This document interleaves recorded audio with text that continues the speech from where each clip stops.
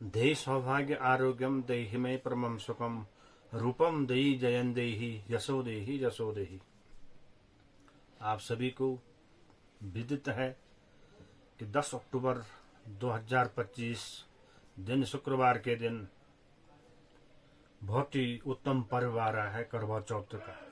उत्तर भारत में ये पर्व विशेष तौर से बड़े हर्षोल्लास से सौभाग्यवती स्त्रियां इस पर्व को मनाती हैं।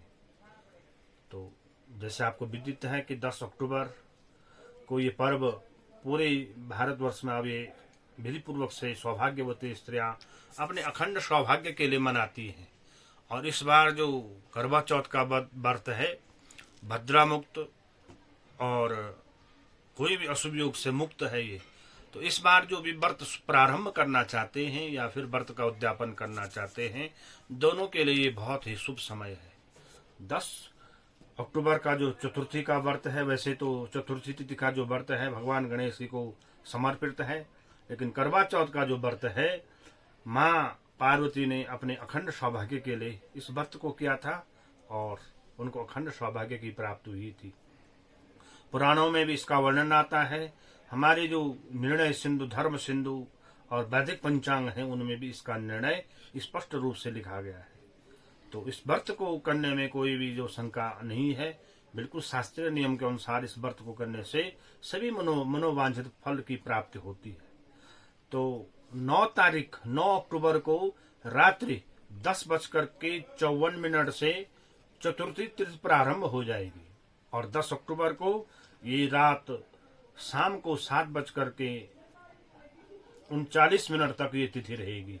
यानी कि उदयकालिक तिथि 10 अक्टूबर को होने से इसमें इस व्रत का जो प्रभाव महत्वपूर्ण रहेगा ये 10 अक्टूबर को रहेगा।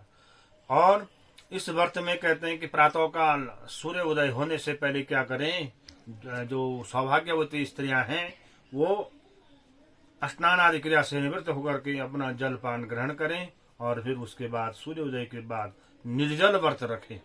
और उसमें 6:21 से जो सूर्य उदय हो रहा है, रात्रि को 8:05 पर जो चंद्र उदय होगा, चंद्रमा को अर्घ्य दे करके ही ये व्रत खोला जाता है।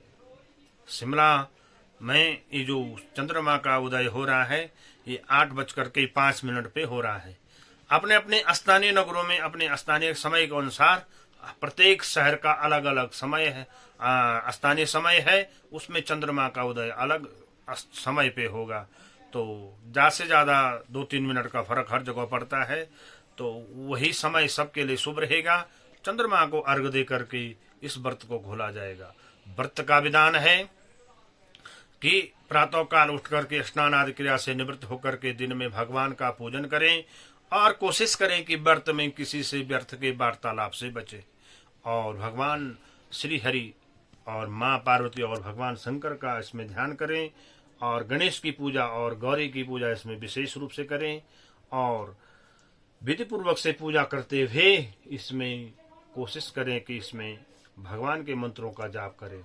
सायंकाल में 5:57 से लेकर के 7:07 तक या फिर जब तक सप्तमी चतुर्थी तिथि है 7:37 तक, उस अवधि में क्या करें, पूजा करें।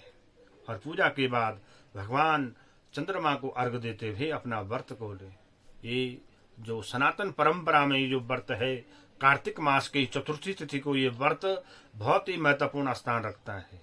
इसमें जिन सौभाग्यवती स्त्रियों ने व्रत प्रारंभ करना है, व्रत प्रारंभ करने के लिए बहुत उत्तम समय है।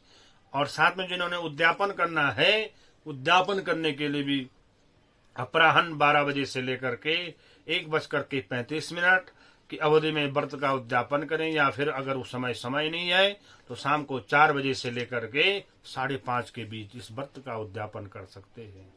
तो ये व्रत इस बार बहुत ही शुभ है और इसमें करवा यानी कि मिट्टी का करवा रखें और साथ में माँ लक्ष्मी, गौरी, गणेश जी, कार्तिकेय जी और सूर्य भगवान के लिए करवा रखें और साथ में भगवान भोलेनाथ का पूजन विधि पूर्वक से करें, नवग्रहों का पूजन करें, कलश स्थापना करें एक चौकी में करवा माता को स्थापित करते हुए ये प्रार्थना करें कि मुझे अखंड सौभाग्य मिले, मेरे घर में सुख शांति रहे, और विधि पूर्वक से पूजा करते हुए एक कामना करें कि मेरे घर में कोई कष्ट व्याधि रोग न रहे, आपस में प्रेम बना रहे। इस विधि से पूजन करने से निश्चित ही हर मनोकामना पूर्ण होगी। आइए सभी सौभाग्यवती स्त्रियों के लिए इस व्रत की करवा चौथ व्रत की बहुत बहुत शुभकामनाएं।